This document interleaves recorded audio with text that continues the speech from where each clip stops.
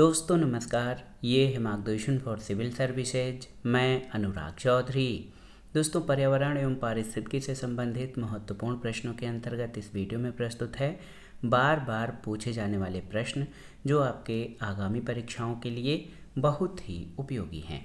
तो आइए शुरू करते हैं पर्यावरण एवं पारिस्थितिकी से संबंधित महत्वपूर्ण प्रश्न। पहला प्रश्न बहुत ही महत्वपूर्ण है। आप देख सकते हैं, इसमें पूछा गया है कि ग्रीन हाउस प्रभाव के कारण पृथ्वी के तापमान पर क्या प्रभाव पड़ता है। तो याद रखिएगा, ग्रीन हाउस प्रभाव के कारण पृथ्वी का तापमान बढ़ जाता है। अगला है कि पर्यावरण का दुश्मन किस वृक्ष को कहा जाता है। तो सही उत्तर है यूकेलिप्टस यानी सफ़ेदा। यूकेलिप्टस या सफ़ेदा को पर्यावरण का दुश्मन कहा जाता है क्योंकि ये भूमिगत जल का अधिक मात्रा में अवशोषण करता है। अगला प्रश्न है ग्रीन हाउस प्रभाव क्या है। तो याद रखिएगा, ग्रीन हाउस प्रभाव या ग्रीन हाउस इफेक्ट में सूर्य की किरणें पृथ्वी पर आ जाती हैं, लेकिन कार्बन डाइऑक्साइड गैस के घेरे के कारण वापस नहीं जा पाती हैं, जिससे कि पृथ्वी का तापमान बढ़ता है। एक और महत्वपूर्ण प्रश्न है कि राष्ट्रीय वन नीति यानी नेशनल फॉरेस्ट पॉलिसी के अनुसार कितने प्रतिशत भूभाग पर वन होना जरूरी है। तो भारत में राष्ट्रीय वन नीति के अनुसार 1/3 भूभाग यानी 33% क्षेत्रफल पर वन होना अनिवार्य है। अगला प्रश्न है ग्रीन पीस क्या है। तो ये एक पर्यावरण योजना है। दोस्तों, ग्रीन पीस एक स्वतंत्र राष्ट्रीय और क्षेत्रीय ग्रीन पीस संगठनों और ग्रीन पीस इंटरनेशनल का एक समन्वय संगठन के रूप में वैश्विक नेटवर्क है। इसका मुख्यालय एम्स्टर्डम नीदरलैंड में स्थित है और एक जो इसकी भूमिका है, रणनीतिक स्तर पर दीर्घकालिक वैश्विक अभियान कार्यक्रम की स्थापना और एनआरओ द्वारा किए गए अभियानों को समन्वित करना, ये सुनिश्चित करने के लिए कि वे सुसंगत हैं और वैश्विक अभियान कार्यक्रम में योगदान करते हैं। तो याद रखिएगा, ग्रीन पीस जो है ये पर्यावरण योजना है और ग्रीन पीस इंटरनेशनल का मुख्यालय एम्स्टर्डम नीदरलैंड में है। अगला प्रश्न है कि चिपको आंदोलन के पीछे मुख्य उद्देश्य क्या है। तो सही उत्तर वनों की या वृक्षों की सुरक्षा।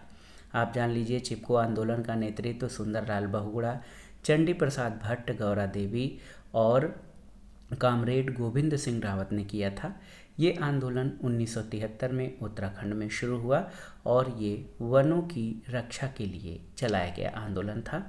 ये आंदोलन वनों के अवैध कटान रोकने और वनों पर आश्रित लोगों के अधिकारों की रक्षा के लिए चलाया गया था। अगला प्रश्न है भारत सरकार द्वारा केंद्र में पर्यावरण विभाग की स्थापना कब की गई।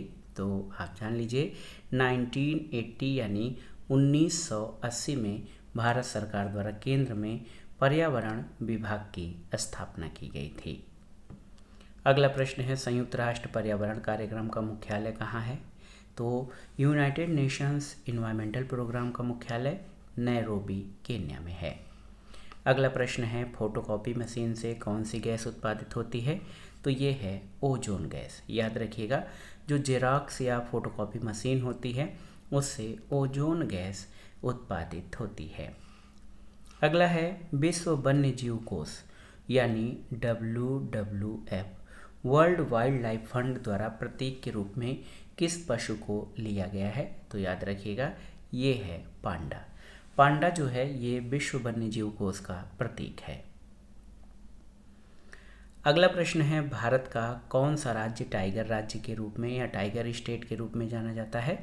तो मध्य प्रदेश को। वन महोत्सव ये किसने प्रारंभ किया था।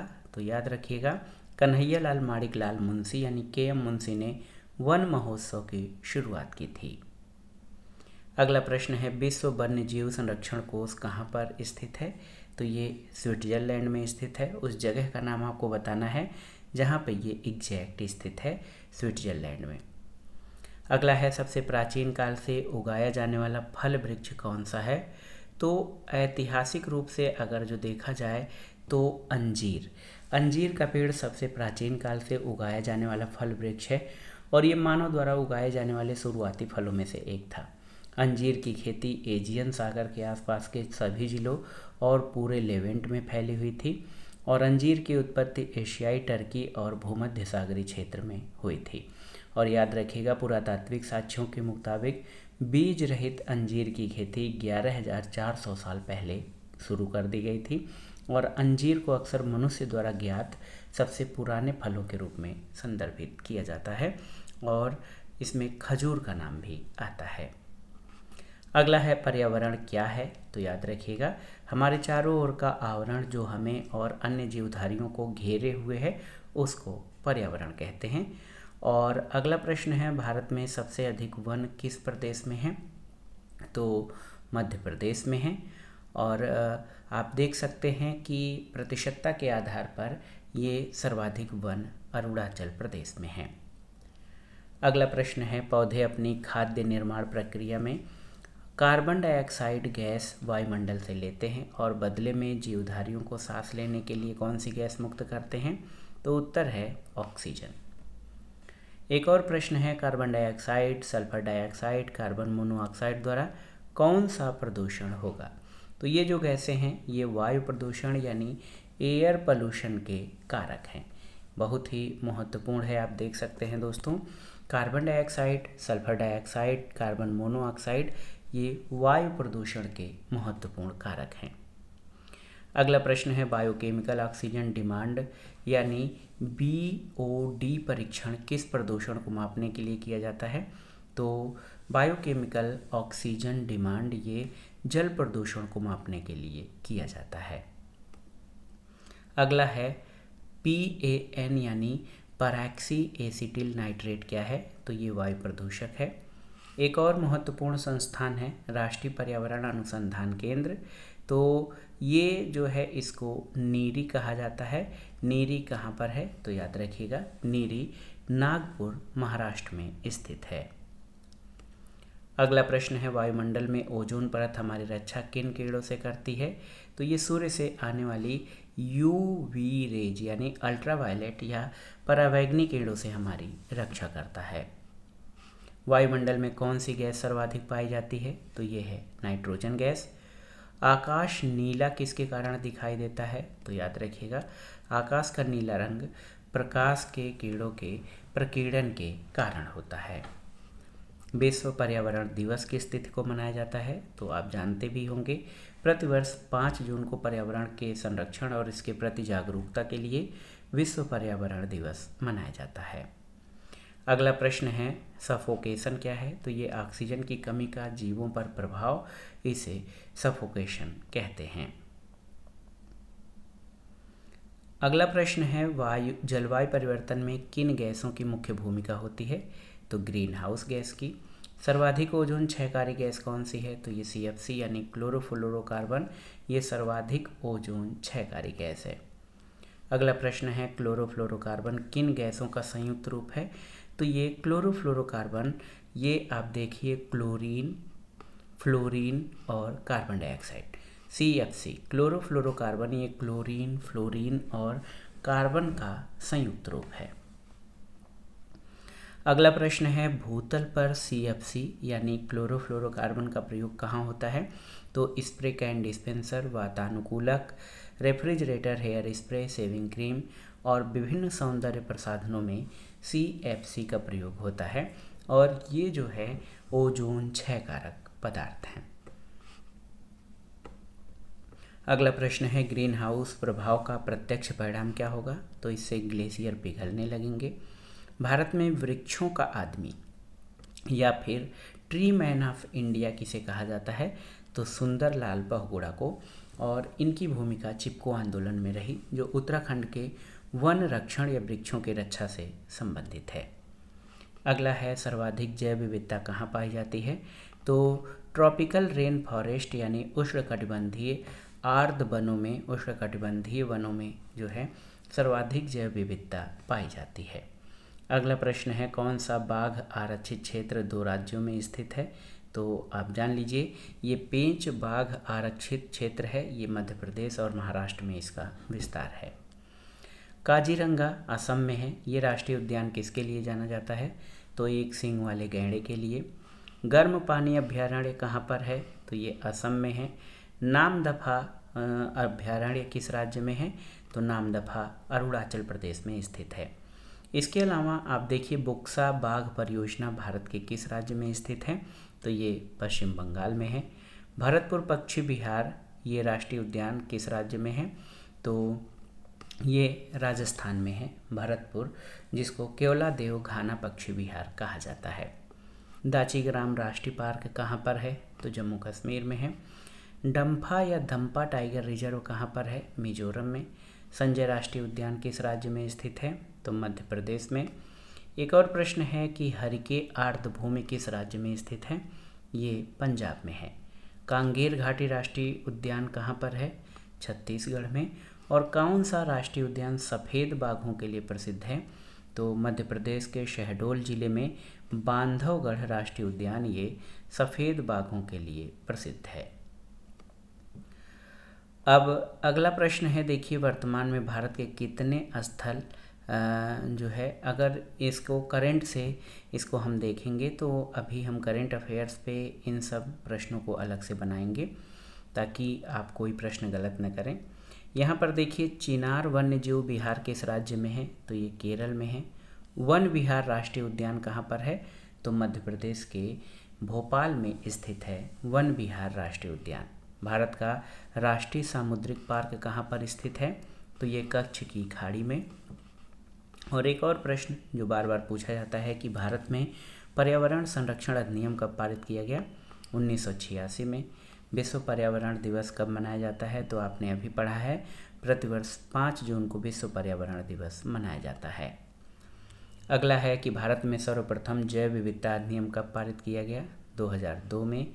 जैव विविधता या बायोडाइवर्सिटी शब्द का प्रयोग सबसे पहले किसने किया था?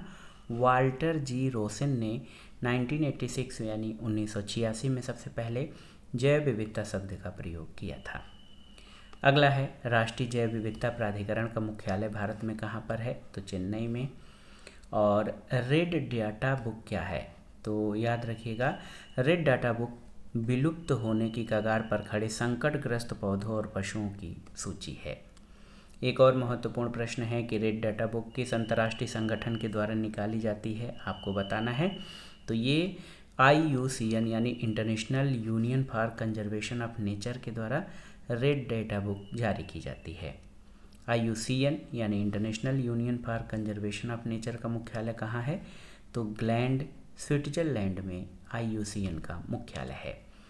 रेड डाटा बुक को पहली बार कब प्रदर्शित किया गया? तो 1966 में। रेड डाटा बुक में संकटापन्न जीवों को किस ढंग से दर्शाया जाता है? तो कलर याद रखिएगा, पिंक कलर से। अगला प्रश्न है संयुक्त राष्ट्र द्वारा कौन से दशक को बायोडाइवर्सिटी डिकेड यानी जैव विविधता दशक के रूप में घोषित किया गया? तो 2010 से 2020 को। और आर्द्रभूमियों के संरक्षण और संवर्धन से कौन सी संधि संबंधित है? तो ये रामसर संधि है। विश्व आर्द्रभूमि दिवस कब मनाया जाता है? तो प्रतिवर्ष 2 फरवरी को। विश्व जल दिवस तो ये 22 मार्च को। विश्व पृथ्वी दिवस प्रतिवर्ष 22 अप्रैल को मनाया जाता है। विश्व जैव विविधता संरक्षण दिवस कब मनाया जाता है? तो ये 22 मई को। तो यहाँ पर आप देख सकते हैं 22 मार्च को विश्व जल दिवस, 22 मार्च को विश्व जल दिवस, 22 अप्रैल को विश्व पृथ्वी दिवस और विश्व जैव विविधता दिवस ये 22 मई को।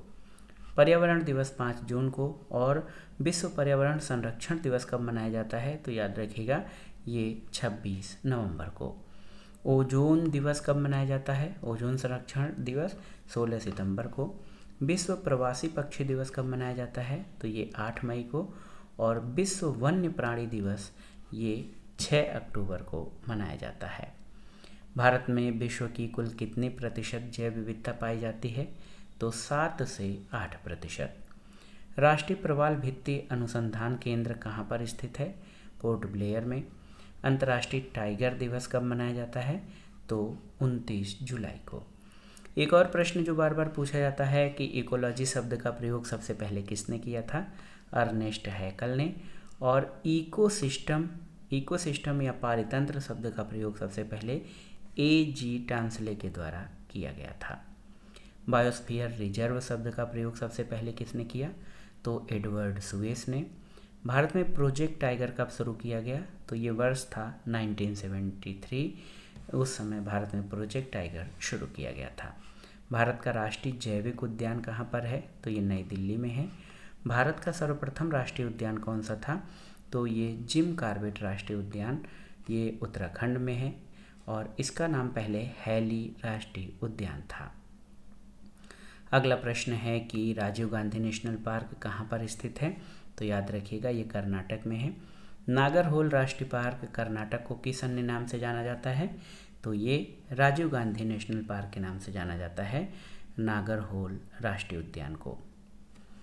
अगला है जंगली गधों का अभ्यारण्य भारत में कहाँ पर है?